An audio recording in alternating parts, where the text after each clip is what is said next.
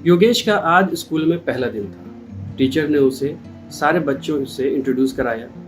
सबने बहुत अच्छे से उसका वेलकम किया। अपना बस्ता लेकर योगेश डेस्क पर बैठ गया, लेकिन उसका ध्यान एक बच्चे पर था जो कोने वाली बेंच पर एकदम चुपचाप बैठा था।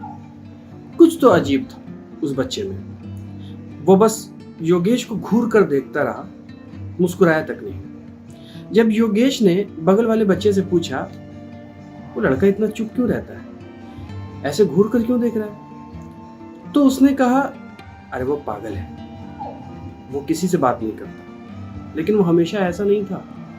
पहले सबसे बात करता था, खेलता था। फिर एक दिन उसकी और सचिन की लड़ाई हो गई। सचिन गायब हो गया और उसका कभी पता ही नहीं चला। तब से ये ऐसा ही हो गया। योगेश ने कहा, बेचारे को उसकी याद आती होगी ना, सचिन की।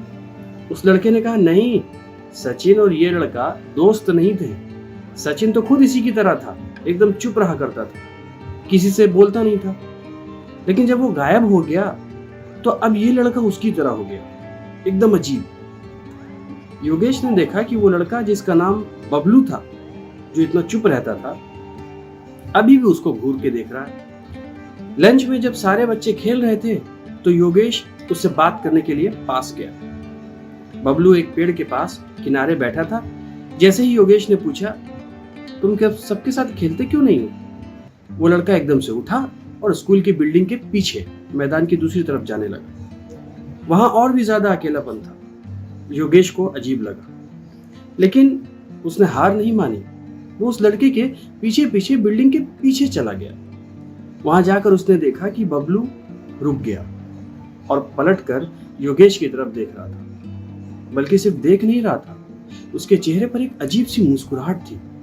वो मुस्कुराहट दोस्ती वाली तो बिल्कुल नहीं थी, बल्कि डराने वाली लग रही थी। इससे पहले कि योगेश कुछ पूछ पाता, उसने देखा कि बबलू ने अपना सिर एकदम पीछे की तरफ घुमाया, जैसे उसकी गर्दन में हड्डी ही ना हो।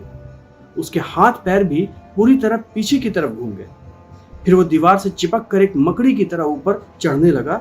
ये नजारा देखते ही योगेश चीखता हुआ वहां से भागा।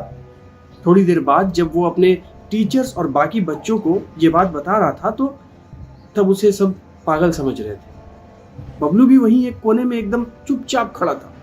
उसके चेहरे पर हल्की सी मुस्कुराहट थी। अब योगेश को उससे बहुत ज्यादा डर लगने लगा था। योगेश को समझाया बुझा दिया गया कि उसे वहम हुआ होगा। उससे कहा गया कि अगर उसे बबलू अजीब लगता है तो वो उससे बात ना करे। योगेश ने घर पर भी कहा कि उसे स्कूल नहीं जाना। उसी क्लास में बबलू के आसपास रहने का ख्याल से ही उसे डर लग रहा था, लेकिन माँ बाप ने भी उसे काफी समझा बुझाकर वापस स्कूल भेज दिया।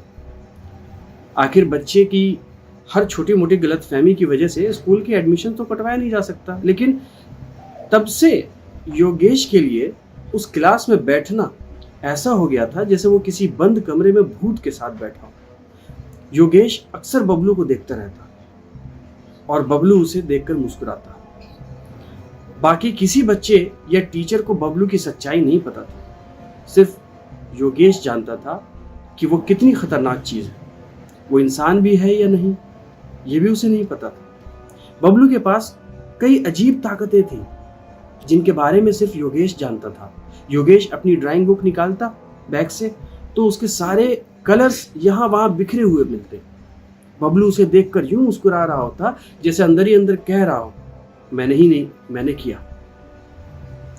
एक दिन योगेश ने घर पर बैठे बैठे इंटरनेट पर भूत भगाने वालों के बारे में पता लगाया। एक एड्रेस लेकर योगेश उस जगह पहुंच भी गया। वहां एक छोटी सी कुटिया जैसा मकान था, पहले माले पर। वहां मौजूद एक आदमी को देखकर लग रहा था कि वो जादू टोना जानता है। योगेश की बात सुनकर उसने उसे एक अंगूठी दी और कहा, इसे पहन लो। अगर वो तुम्हारे पास भी आया तो उसकी हालत खराब हो जाएगी। उस अंगूठी में न जाने ऐसी क्या ताकत थी कि जब योगेश अगले दिन स्कूल गया तो क्लास के अंदर जाते ही उसने देखा कि बबलू हिलने डुलने लगा। उसे कुछ अच्छा नहीं लग रहा था। जो बबलू पहले योगेश को घूर कर देखा करता था, अब अपनी सीट पर ठीक से बैठ भी नहीं पा रहा था। ऐसा लग रहा था जैसे योगेश की पहनी हुई अंगूठी, उस अंगूठी से कुछ एनर्जी निकल रही हो जो बबलू को परेशान कर रही थी। योगेश समझ गया कि अब उसके पास बबलू से लड़ने की ताकत आ गई है, इसीलिए वो जानबूझकर बबलू के पास जाने लगा। जो किनारे बैठा हुआ था, बबलू जल्दी से उठ खड़ा हुआ। उसकी आंखों में डर नजर आ रहा था। योगेश ने जानबूझकर अपनी उंगली उठाकर वो अंगूठी चमकाते हुए उसे दिखाई। अंगूठी देखकर बबलू ने अपने दांत दिखाए, जैसे गुस्से में उसे कह रहा हो कि पीछे हट जाओ। लेकिन अब योगेश कहाँ सुनने वाला था। वो खुद उसके पास जाने लगा और आखिर में बबलू को डर के मारे वहां से भागना पड़ा। योगेश के पास एक हथियार आ चुका था, लेकिन उस दिन जब स्कूल की छुट्टी हुई और योगेश खेत से होता हुआ घर जा रहा था, तो पीछे से किसी ने उसके सिर पर पत्थर दे मारा। जब उसे होश आया तो उसने देखा कि वो जमीन पर लेटा हुआ है और उसके हाथ से अंगूठी गायब थी। कुछ दूरी पर एक पेड़ था जिसके ऊपर बबलू बैठा हुआ था। वो अपनी शांत आंखों से और उसी अजीब मुस्कान के साथ योगेश को देख रहा था। योगेश की हालत खराब हो गई। वो समझ गया कि उसकी शामत आ चुकी है।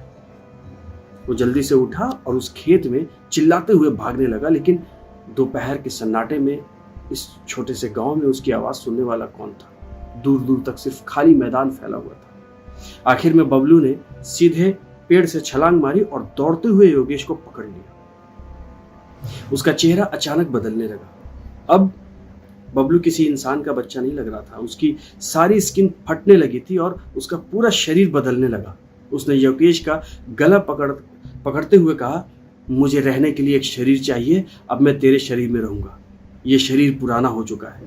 तभी बबलू के शरीर से एक अजीब सा काला धुआं उठा और वो धुआं बबलू के मुंह से निकलकर योगेश के अंदर चला गया। बबलू का पूरा शरीर बेजान होकर वहीं जमीन पर गिर पड़ा और धीरे धीरे पूरी तरह गल गया, जैसे एसिड से कोई चीज गल जाती है।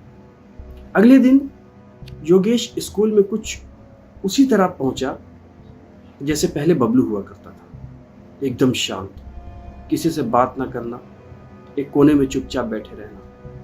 ये देखकर सभी हैरान थे कि न जाने अब योगेश को क्या हो गया है।